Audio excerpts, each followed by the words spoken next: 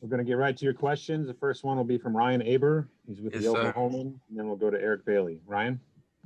Yeah, Trajan, good talking to you again. What was last year like for you, and just how frustrating was that process with not being able to get out on the field until later in the season, especially when you see, the other guys who were suspended at the same time able to return earlier? I mean, it was a long, kind of long, stressful type of situation. But again, it was just an obstacle again. I've had multiple obstacles that I can't face, and it was a long learning experience. It was I learned a lot through just watching and helping my team.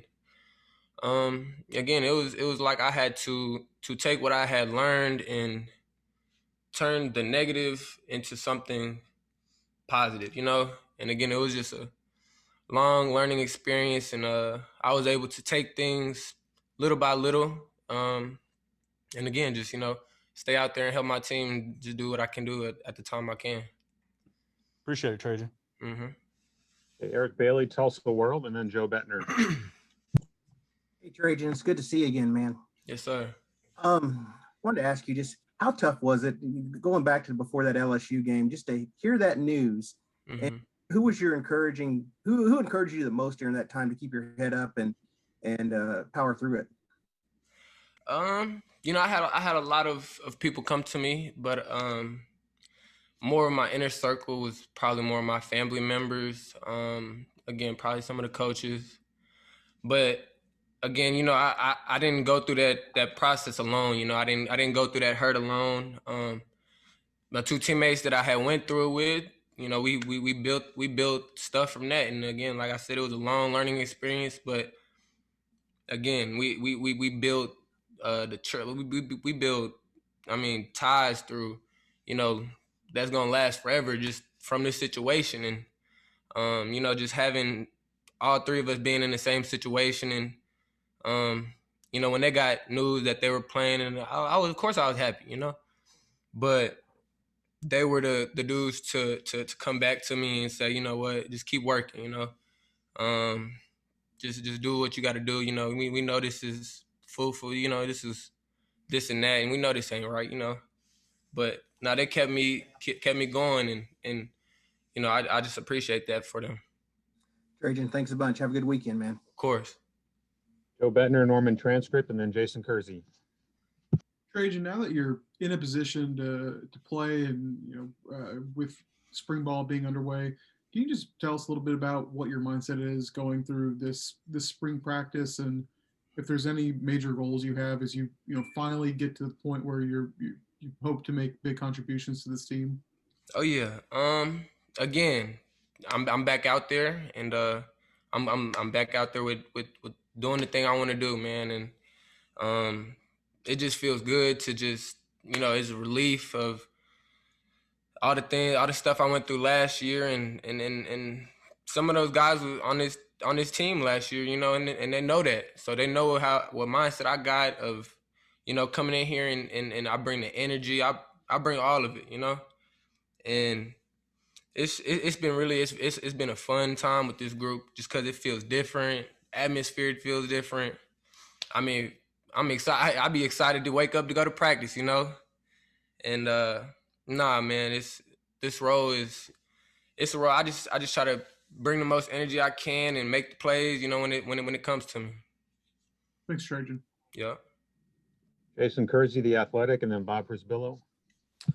Hey, Trajan, thank you for your time. I wanted to ask you what it meant to you, or how much it may have helped you last year to have your coach, Lincoln, so publicly coming out and supporting you, talking about how what happened wasn't right, the rule needed to change, all of those sorts of things. Did that help you mentally get through that better? Yeah, of course. And again, when I was explaining, who helped me and who supported me through that, of course, right. Coach Riley, he stepped in and he was able to kind of, give me the push through and just give me extra extra words to keep going. And again, like you said, he came out with he wasn't agreeing on the whole situation. And again, I appreciate that from him, because a lot of people don't really see that from coaches. That they'll show some aspect to the media, but the whole time there's a whole nother part going on behind. And nobody really sees what's going on behind. And the whole thing is, I mean, people could have said I could have done this, could have done that, but again, he's behind the scenes working with me to keep me going. And then again, of course, I appreciate that of him as well. Thank you, Trejan. Of course. Bob Prisbillo, Sooner Scoop, and then Brandon Drum. Trajan, after all that time of being off, what was that moment like for the Big 12 championship to actually be back out there? It was relieved off my shoulders. It was a long time coming. But again, I didn't stop working. I kept it going, kept helping the team, doing what we had to do to get to where we, was at the Big 12 championship stage. And of course, when I got the news, first thing I did was call my mom. I had to let her know, of course. And then once I saw her smile, I just knew everything was back to, we're back on track. You'll go to Brandon Drum with OU Insider, and then Austin Curtright. Hey, Trajan, good seeing you again. Coach Riley seemed to, at the beginning of spring, kind of call out the receivers. You weren't obviously a part of the whole thing last year, but you were in that receiving room and all that. How much pride and how much do you take that to heart? Just your coach coming out and saying they've got to perform better. You can't have as many drop balls and all that type of stuff. Again, it's different for multiple people. I mean, you could take it how you want to take it. You could either take it how, he being hard on me. He doing this, but again, that's not the type of dude I am. I'm gonna take whatever he has to say, and I'm gonna work on it. I'm gonna improve my game, whatever he feels the need. I mean, he's been doing this for a long time. I know what he knows he's talking about. So whatever he says, I know he's right. Majority of the time, I know he knows what he's talking about. And again, this whole time, the spring ball, the summer workouts, everything from when he said what he said about the receivers, anything. I mean, we've been on it. I mean, we've been working, we've been doing what we had to do, and just staying focused and handling business. Thanks, Trajan. Austin Curtright, OU Daily, and then John Hoover. Hey, Trajan. I wanted to ask you about Marvin Mims. Jaden just talked to us, telling us about how he's been such a mature player since he came.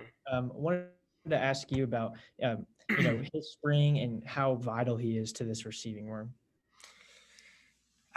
Y'all know Marv is a threat.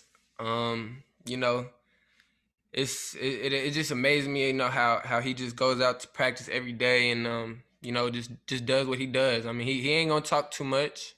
He's not gonna yip and yap with you. He gonna play. His game gonna talk for himself. And even just watching those type of dudes and those type of cats, just that are go getters, and that they got a different mindset and they trying to do stuff. Again, just watching him, that just helps everyone around him, and then he just has such a big impact on when he makes plays, and he just brings the energy towards the team. John Hoover, SI Sooners, and then Barry Trammell. Trajan, thanks for doing this today. We appreciate it. I asked Jaden earlier about you and him and Theo coming in. Right. The whole 5 stars and everybody had so much promise, so much potential. You could call it hype, I guess. Right. But then the two of you guys, for different reasons maybe partially out of your control, had to miss a bunch of games. Right. Can you elaborate a little bit on your relationship with Jaden during that time, during both the 5-star hype buildup and the last year when you had to sit out?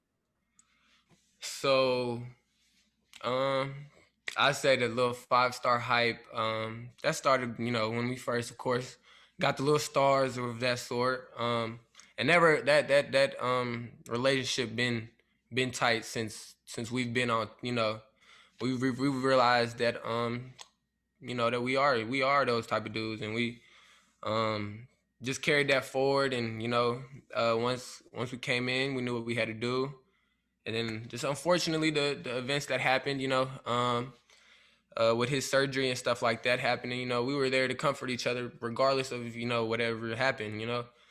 I remember speaking to Jaden the day he got his surgery, and I didn't even say too much. I texted him. I said, you know, this is just a minor setback, you know, for a major comeback, you know, and we gonna bounce back, and we gonna get right back to where we started, you know. And him having, you know, just him being out while I was out as well. Again, he was one of those closer dudes that I was able to, you know, maybe I wasn't feeling it this type of day, but then he'd come to me, he'd give me some words of encouragement, and then we went on about our day, and we did what we had to do. So great. Thank you much. Appreciate it. Yes, man. sir. Okay, Barry Trammell, the Oklahoman, and then Garen Emig. Yeah, Trajan, when you got back on the field Mhm. last year, it was big games. Yes, sir. The atmosphere was so different from the previous year. I don't know if you noticed it when you weren't playing. You definitely had to notice it when you were playing. Right. Strange was that, and how forward are you looking? How excited are you? I mean, it looks like we're getting a pretty good beat on this COVID. It looks like we might have a normal season. How excited Exactly. to be back in front of a potentially full stadium? Again, you know, just going out to the Big 12 championship game. When I mean, again, I was out for a long period of time, and I wasn't gonna let that affect my player, you know, going into the game and just realizing, you know, how loud it was and so much going on. But I just, you know, I've been waiting for that moment. I was grinding the whole situation of mine, and again, the only thing I had to do was I owed it to myself, you know. But again, going forward, man, I'm so excited for this team. Again, man, we've been grinding, and again, it feels different. The bonds with people, the bonds with the defensive players, offensive players. You know, of course, we're gonna go at it, but I can't wait for this team, man. Can't wait to turn it up. Okay, Garen Emig, Tulsa World, and then James Hale. Mr. Bridges, you doing okay? Yes, sir. How are you? I'm great. Thank you so much for your time. I appreciate it. You mentioned Coach Riley's support, and he obviously spoke out very boldly about your situation and just the overall policy last year. I want to hear from the player as well on that. It seems like it's only fair that we get a player's perspective. Is there something you would like the NCAA or the powers that be to know about just their attitude toward you know, what got you in trouble and whether it's a time for them to reconsider?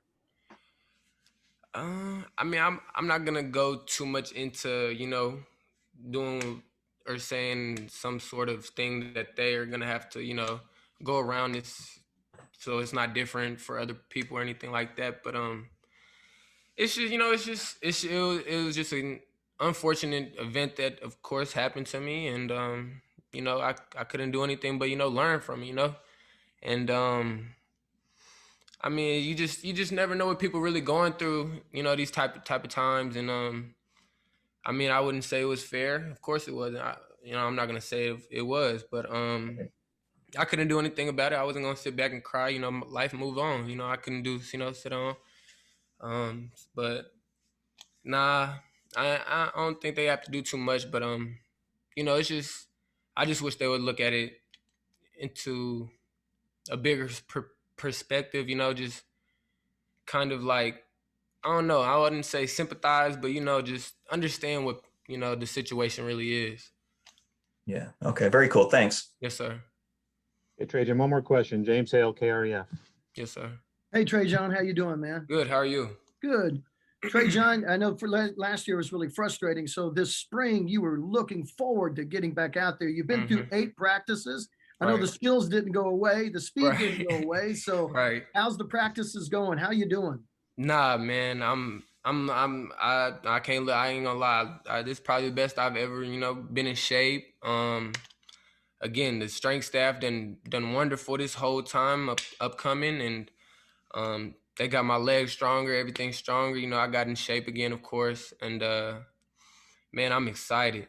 I'm excited. This team has so much talent, and it's just like, again, I said I'm excited to go to practice every day. You know, I was never the type of dude to just wake up and, you know, 3, 4 in the morning, 5 in the morning, just go out and practice and stuff like that. But nah, the bonds with these people is amazing, and I can't you know, I can't wish to be on a better team. Are you catching balls? Or are they? You know, I'm catching balls, man. You know. I just wanted you to say it, man. I'm always open, man. Yeah, of course I'm catching balls. Of course. Yeah. All right.